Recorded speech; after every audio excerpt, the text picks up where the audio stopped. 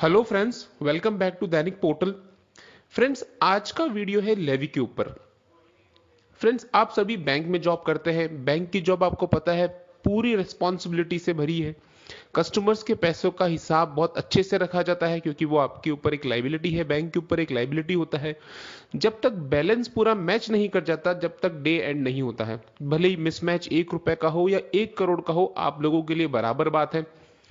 तो जिस हिसाब से आप कस्टमर्स का पैसे का ध्यान रखते हैं, तो उसी हिसाब से एक बैंक एम्प्लॉय को मिलने वाले पैसे का भी ध्यान होना चाहिए कि अगर आपको एरियर मिल रहा है तो उसके ऊपर जो लेवी है, तो उसके बारे में भी पूरी इंफॉर्मेशन एक बैंक एम्प्लॉय के पास होनी चाहिए। आज की इस वीडियो में सबसे पहले मैं बताने वाला हूं कि जो ट्रेड यूनियंस एक्ट है, क्या उसमें लेवी को कहीं डिफाइन किया गया है। साथ ही जो वेज रिवीजन में जो परसेंटेज का गेम होता है कि जैसे 15% पे वेतन समझौता तय हुआ है, वो किस तरह से इनडायरेक्टली लेवी के 4% से भी लिंक्ड है। साथ ही लेवी, जैसा मैं आपको वीडियो में बताऊंगा, कि पूरी तरह से वॉलेंट्री होती है नेचर में। तो अगर इच्छा अनुसार ये पैसा देना है, तो फिर आप क्या देखेंगे? आप देखेंगे परफॉर्मेंस, कि जो चीज डिमांड की गई है और जो चीज एक्चुअल में अचीव की गई है, उससे हम कितनी दूर हैं। उसके हिसाब से मैं एक कंपैरिजन भी आपको बताऊंगा कि चार्टर ऑफ डिमांड में बैंक यूनियंस ने क्या डिमांड करी थी और 11 बीपीएस में एक्चुअल में आपको क्या अचीव हुआ है, ताकि आप जो लेवी है उसको अच्छी तरह समझ पाए।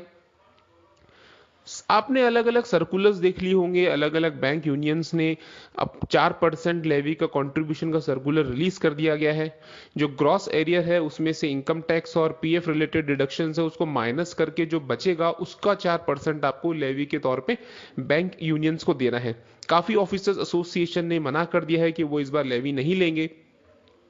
तो फ्रेंड्स, सबसे पहले मैं बात करता हूं वीडियो के सबसे फर्स्ट पार्ट की, कि ट्रेड यूनियन एक्ट 1926 जिसका फर्दर अमेंडमेंट 2001 में हुआ, और trade union act amendment act 2001 के तहत जो लेटेस्ट एक्ट है इसके ऊपर, उसका सेक्शन 6.A.E क्लॉज जो है उसमें डिफाइंड है कि जो मेंबर्स हर महीने सब्सक्रिप्शन फीस देते हैं उससे रिलेटेड एक बात लिखी हुई है।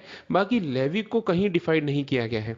सिर्फ जो मंथली सब्सक्रिप्शन होता है उसकी मिनिमम जो लिमिट है उसे तय किया गया है, कि अगर कोई मेंबर सब्सक्रिप्शन फी देता है ट्रेड यूनियन को, तो अगर वो रूरल वर्कर है तो 1 रुपए सालाना से कम नहीं होना चाहिए वो सब्सक्रिप्शन।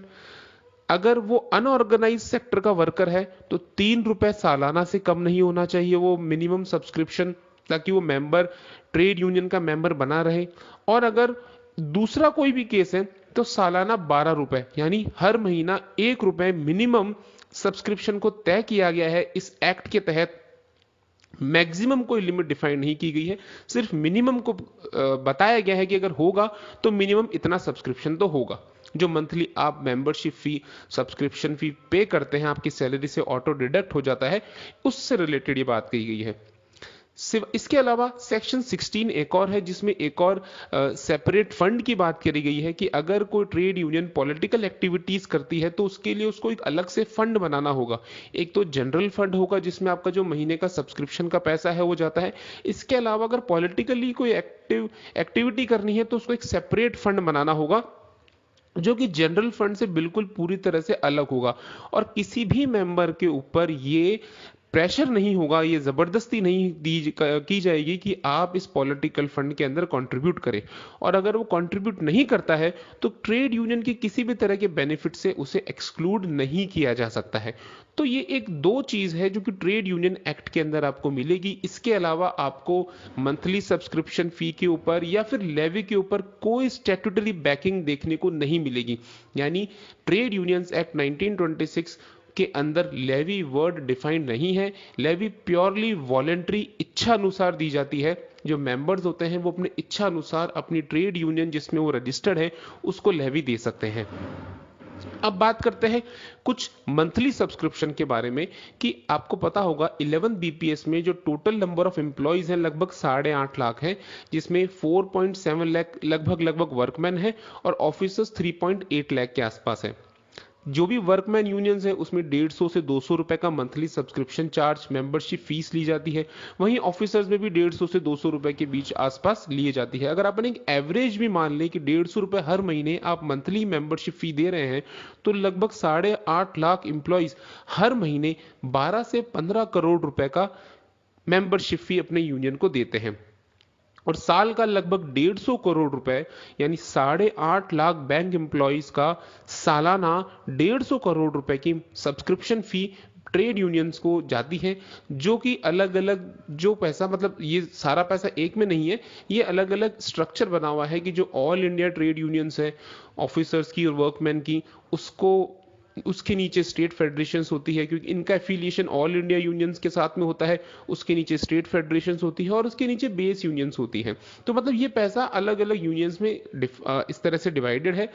लेकिन अगर अपन एक ओवरऑल बात करें तो 8.5 लाख बैंक एम्प्लॉइज के लिए हर साल 150 करोड़ रुपए का सब यूनियंस को मिला के इतना पैसा आता है। और वैसे भी भले ही कितनी भी ट्रेड यूनियंस हो, ले दे के जो रिप्रेजेंट कर रही हैं वो तो ऑल इंडिया यूनियंस है, और उनका भी एक यूनाइटेड फोरम बना हुआ है। जो 9 संगठन है उनका भी यूनाइटेड फोरम बना हुआ है। तो भले ही नीचे से डिवाइडेड है, लेकिन एट द टॉप एक यूनाइटेड फोरम है जो सारे 8.5 लाख बैंक एम्प्लॉइज को रिप्रेजेंट करता है। तो यानी सालाना अच्छा पैसा मेंबरशिप फी के तौर पे बैंक यूनियंस के पास आता है।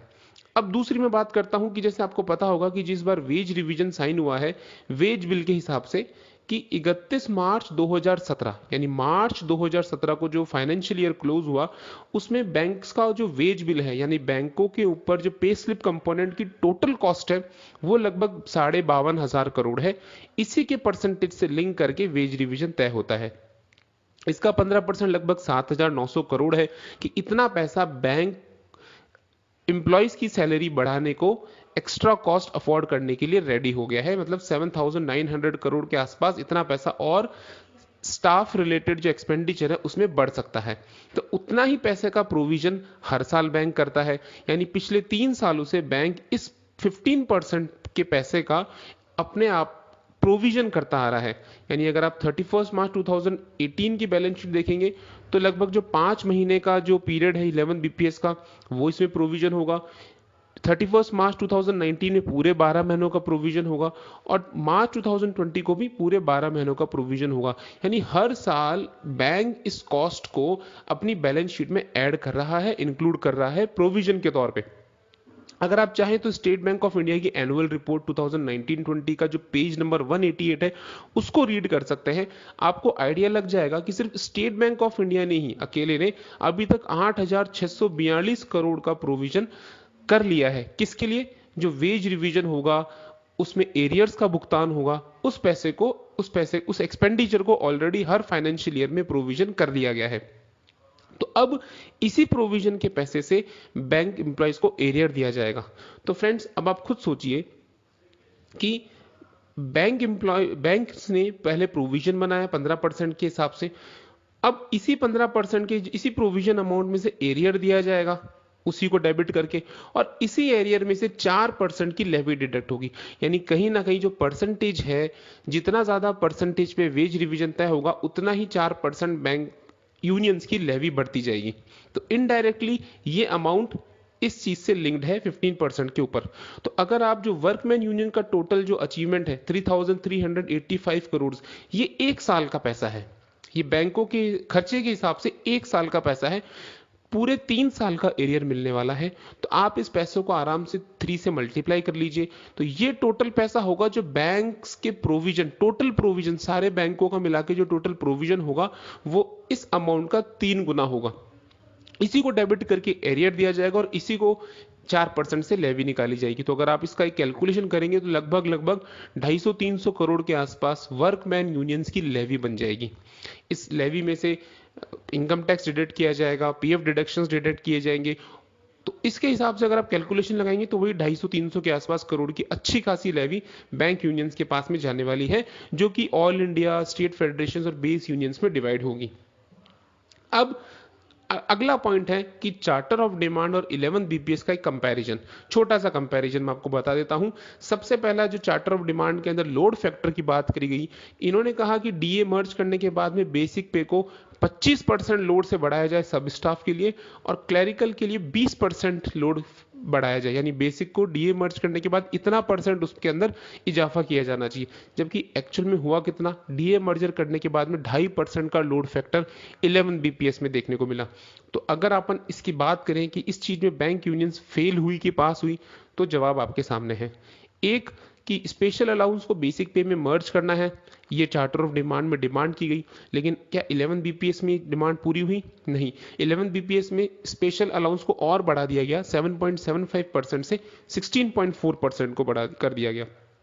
ऐसे स्पेशल पे के ऊपर भी डिमांड थी कि जो SWO होता है स्पेशल पे, और जो सब स्टाफ के लिए दफ्तरी का वाला स्पेशल पे है, इन दोनों स्पेशल पे को तो एंट्री लेवल स्पेशल पे मानी जाए, यानी जो भी बैंक क्लर्क ज्वाइन करे या जो भी बैंक सब स्टाफ ज्वाइन करे, उन्हें इन दोनों को जो स्पेशल पे मिलती है वो स्पेशल पे बाय डिफॉल्ट सबको मिलनी चाहिए, और इसको भी बेसिक पे में मर्ज कर देनी चाहिए।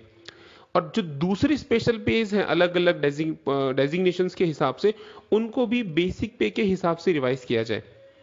तो क्या किसी भी स्पेशल पे को बेसिक पे के साथ मर्ज किया गया?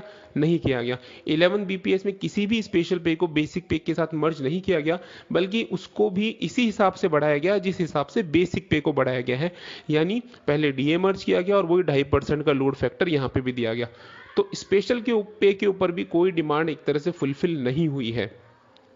ऐसे ही इस चार्टर ऑफ डिमांड में साफ लिखा गया है, डिमांड करी गई है कि सब इंप्लॉइज को लीज अकोमोडेशन की फैसिलिटी मिलनी चाहिए, लेकिन लीज अकोमोडेशन की फैसिलिटी अभी वर्कमैन इंप्लॉइज के लिए नहीं आई है। एचआरए वाला एक अचीवमेंट है कि रेंट रिसिप्ट बेसिस पे 150% तक का एचआरए मिलना चाहिए, कि अगर किसी का कोई जो उसको जो एचआरए मिलता है उसका वो अप टू 150%, 1.5 गुना तक एचआरए क्लेम कर सकता है अगर वो रेंट की रसीद दिखाता है। तो इसके अंदर 11 बीपीएस में क्या हुआ, एक कंडीशन आ गई कि अगर एम्प्लॉय का ट्रांसफर होता है मैनेजमेंट के द्वारा तो ही वो 150% का एचआरए क्लेम कर सकता है। तो इसमें अपन कहीं ना कहीं मान लेते हैं कि इस चीज में पास हो गए हैं। डीए मर्जर के ऊपर बैंक यूनियन बिल्कुल पास मानी जाती है। जो डीए मर्ज किया गया है वो पूरा जितना डिमांड किया गया था लगभग उतना पूरा का पूरा डीए मर्ज कर लिया गया है बेसिक पे में। एजुकेशन अलाउंस की बात करी गई कि सभी बैंक एम्प्लॉइज को एजुकेशन अलाउंस दिया मतलब जो उनके बच्चे हैं उनके लिए एजुकेशन अलाउंस दिया जाना चाहिए, मैक्सिमम 2 चिल्ड्रन के लिए, लेकिन कोई एजुकेशन अलाउंस 11 बीपीएस में देखने को नहीं मिला। ट्रांसपोर्ट अलाउंस के लिए बात की गई कि ट्रांसपोर्ट अलाउंस को ट्रांसपोर्ट पे करके रीनेम कर देना चाहिए और इसके अंदर एक सब्सटेंशियल इंक्रीज कर देना चाहिए।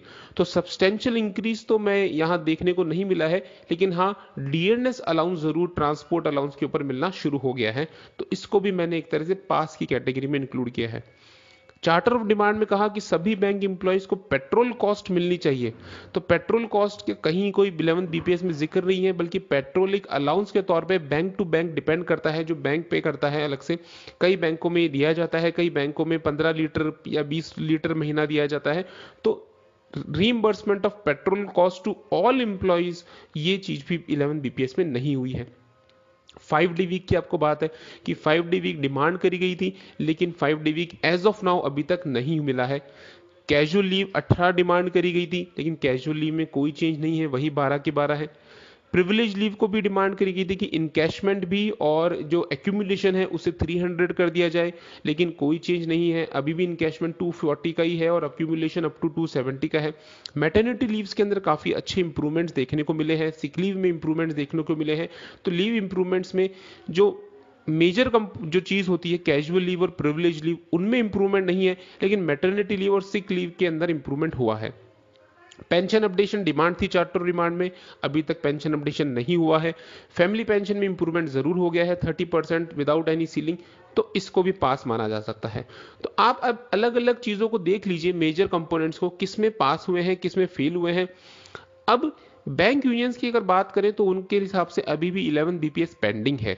उनका मानना है कि पेंशन अपडेशन, 5 डे वीक और अदर नॉन फाइनेंशियल इश्यूज अभी भी पेंडिंग है और इनको हम अलग से टेकअप करेंगे। और इसके ऊपर 4 वर्कमैन यूनियंस ने जॉइंट सर्कुलर भी इशू किया है 15 नवंबर को, जिसमें 18 डिमांड्स लिखी गई हैं कि साहब इनको भी जल्द से जल्द पूरी किया जाए। यानी मतलब साफ है कि अभी भी 11 बीपीएस कंप्लीट नहीं हुआ है, कई इश्यूज अभी भी पेंडिंग हैं। तो जब 11 बीपीएस पार्शियली कंप्लीट हुआ है, कई बड़े इश्यूज अभी भी पेंडिंग है, तो अभी लेवी डिमांड क्यों करी जा रही है? तो क्या ये पॉइंट सही नहीं है कि जब तक 11 बीपीएस फाइनल नहीं तब तक लेवी नहीं? अगर आपके अकॉर्डिंग, आपके सर्कुलर के अकॉर्डिंग आप खुद कह रहे हो कि अभी 11 बीपीएस की काफ़ी डिमांड्स हैं, उनको डिस्कस करना बाकी है, तो जब वो पार्शियली अभी कंप्लीट हुआ है तो पूरी तरह कंप्लीट अगर नहीं हुआ है तो अभी से लेवी क्यों?